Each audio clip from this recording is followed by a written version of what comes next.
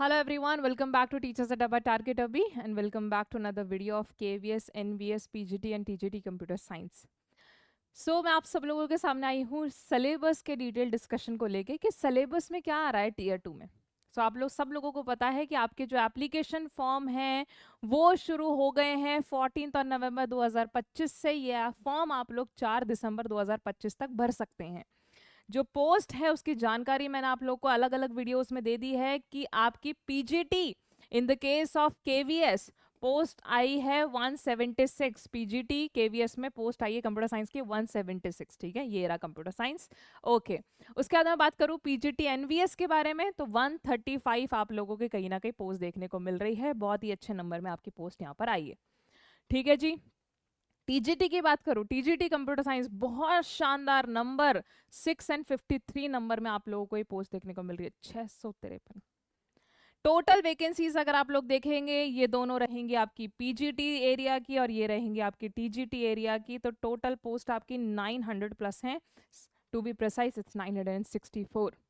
तो क्या सिलेबस रहेगा इन सभी एग्जाम का? ठीक है, सिलेबस के बारे में मैं आप लोगों को जानकारी दे रही हूँ। तो सिलेबस जो है ना वो एनसीईआरटी से इंस्पायर्ड है। एनसीईआरटी से इंस्पायर्ड तो एनसीईआरटी जो है वो 11th एंड 12th की आपको पढ़नी है। सीएस एंड आईपी आप लोगों को पढ़नी है। इसी एनसीईआरटी के सिलेबस के आधार पे आप लोगों के 60 क्वेश्चन तो ऑब्जेक्टिव टाइप बनेंगे और बचे हुए क्वेश्चंस जो हैं 10 वो डिस्क्रिप्टिव टाइप बनेंगे, आपको लिखना पड़ेगा उनके बारे में। ठीक है, तो क्या रहेगा सिलेबस में?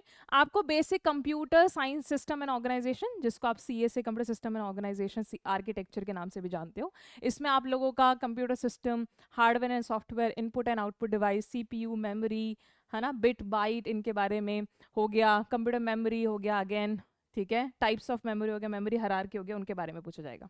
देन आप लोगों से types of software, system software क्या है, एप्लीकेशन सॉफ्टवेयर, ठीक है, utility software. Then operating system के बारे में थोड़ा बहुत पढ़ना है, बूल एंड लॉजिक के बारे में पढ़ना है, डिफरेंट टाइप्स ऑफ गेट्स के बारे में पढ़ना है, उनके क्या फंक्शंस हैं, कैसे वो काम करता है उनके बारे में पढ़ना है, लॉजिक सर्किट के बारे में पढ़ना है।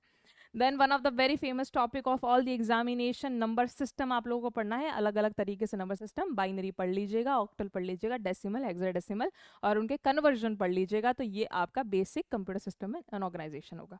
इतना ही नहीं, एनकोडिंग स्कीम्स के बारे में, आस्की क्या बोलते हैं, इंडियन स्टैंडर्ड कोड आपको पढ़ना है। देन सिस्टम बसेस के बारे में पढ़ना है और थोड़ा बहुत सीपीयू के आर्किटेक्चर के बारे में पढ़ना है। तो इतना आपको पढ़ना है। और एप्लीकेशन सॉफ्टवेयर के बारे में जिक्र तो हम लोगों ने पहले ही कर दिया। सो मोर और लेस डिजिटल इलेक्ट्रॉनिक्स के सेक्शन में आपको ये पढ़ना है। उसके बाद में कौन सी प्रोग्रामिंग लैंग्वेज आएगी? प्रोग्रामिंग लैंग्वेज आएगी पाइथन। तो पाइथन में थोड़े बहुत बेसिक्स की प्रॉब्लम सॉल्विंग, कैसे एल्गोरिदम डेवलप करते हो, कैसे कोडिंग करते हो, टेस्टिंग करते हो, डीबगिंग करते हो।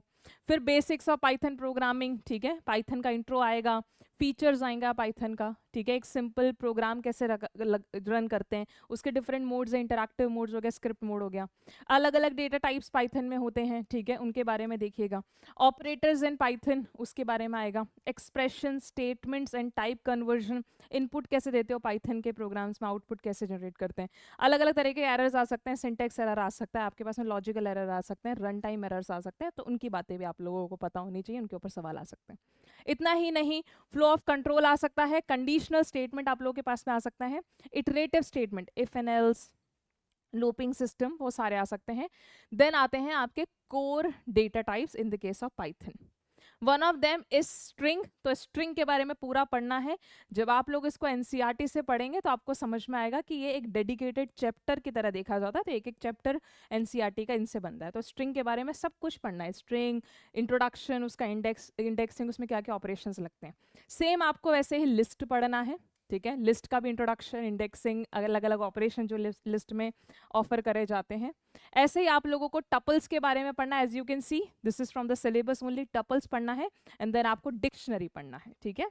तो ये आपके कोर पाइथन के पार्ट हो गए। कोर पाइथन में इतना तो आपको पढ़ना ही पड़ेगा और ये सारी चीजें आपको एनसीईआरटी में दी गई हैं। एक एक दिन में आप ये सब चीजें खत्म कर सकते हैं। बिल्कुल भी ज्यादा टफ आप लोगों का सिलेबस नहीं है। फिर कोर पाइथन के बाद में आप मॉड्यूल्स में जाते हैं, डिफरेंट मॉड्यूल्स, ठीक है। मैथ मॉड्यूल होता है तो उसके अलग अलग फंक्शंस होते हैं, ठीक है। रैंडम मॉड्यूल है, स्टैटिस्टिक मॉड्यूल है, तो आपको वो पढ़ना है। देन फंक्शंस इन पाइथन, एक चैप्टर फंक्शन का रहेगा। फाइलिंग सिस्टम के साथ आप कैसे डील कर सकते हैं क्या बोलते हैं पाइथन में, जैसे कि टेक्स्ट फाइल है, बाइनरी फाइल है, CSV फाइल है। टेक्स्ट फाइल के अपने अलग प्रोसीजर्स होते हैं, अपने अलग मैकेनिज्म्स होते हैं, अपने अलग ऑपरेशंस होते हैं। वैसे ही बाइनरी फाइल के ऑपरेशंस होते हैं, रीड कैसे करते हो, राइट करते हो कैसे फाइल को, एंड देन CSV फाइल आपको पढ़ना है। तो इतना आपको पाइथन पढ़ना है, ठीक है। पाइथन अच्छा है, लाइक 11th और 12th की NCERTs को जब आप विजिट करेंगे तो आपको देखेंगे majority of the NCERTs covers Python only. तो पाइथन आपको डिटेल में पढ़ना है।